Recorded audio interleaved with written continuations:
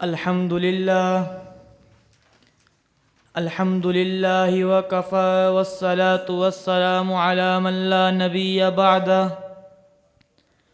أما بعد فأعوذ بالله من الشيطان الرجيم بسم الله الرحمن الرحيم فسيكفيكهم الله وهو السميع العليم وقال النبي صلى الله عليه وسلم لكل نبي رفيق ورفيقي في الجنة عثمان أو كما قال عليه الصلاة والسلام۔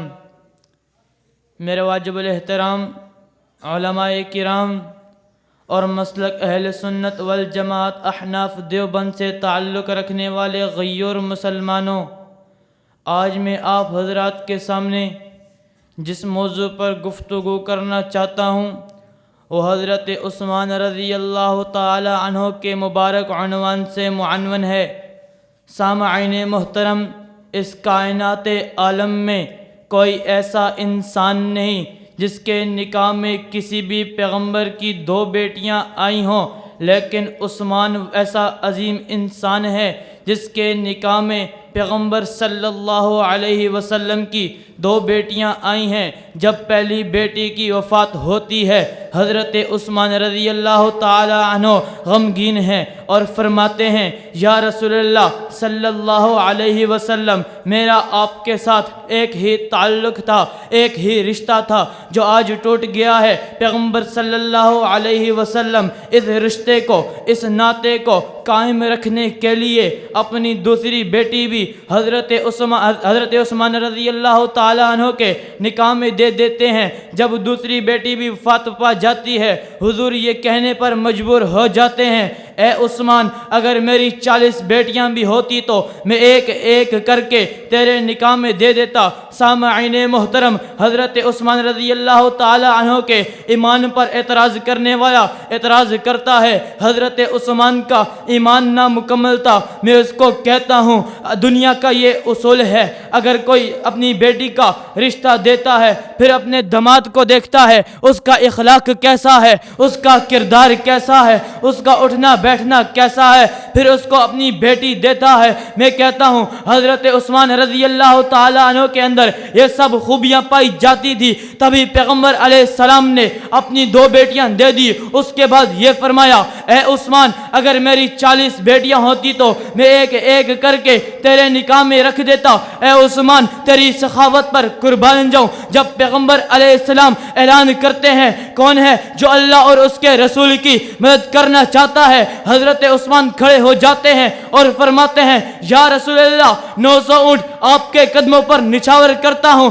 حضور کے ہاتھ حضرت عثمان کے حق میں دعا کے لیے اٹھتے ہیں۔ حضور فرماتے ہیں، یا اللہ، عثمان نے اپنا سب کچھ تجھے دے دیا، تو بھی عثمان کو جنت کا حقدار بنا دے۔ دوبارہ پھر مجمع میں یہ گونج اٹھتی ہے، کون ہے جو اللہ اور اس کے رسول کی مدد کرنا چاہتا ہے؟ حضرت عثمان دوبارہ پھر کھڑے ہو جاتے ہیں اور فرماتے ہیں، یا رسول اللہ، 1200 اونٹ آپ کے قدموں پر نچھاور کرتا ہوں۔ اے عثمان، دنیا میں تیری سخاوت سے کوئی بھی بازی نہ لے سکا۔ سامعین محترم، حضرت عثمان مظلوم شہید بھی ہیں۔ حضور صلی اللہ علیہ وسلم نے حضرت عثمان کو فرمایا تھا، اے عثمان، تجھے خلافت کا کرتا دیا جائے گا، اگر تو نے اس کرتے کو اتار دیا دنیا میں بھی ناکام ہو جائے گا اور آخرت میں بھی مجھ سے نہ مل سکے گا۔ سامعین محترم، ظالموں نے اس کرتے کو چھیننے کی کوشش کی، یہاں تک کہ حضرت عثمان کو اپنے گھر کے اندر قید ہونے پر مجبور کر دیا۔ 40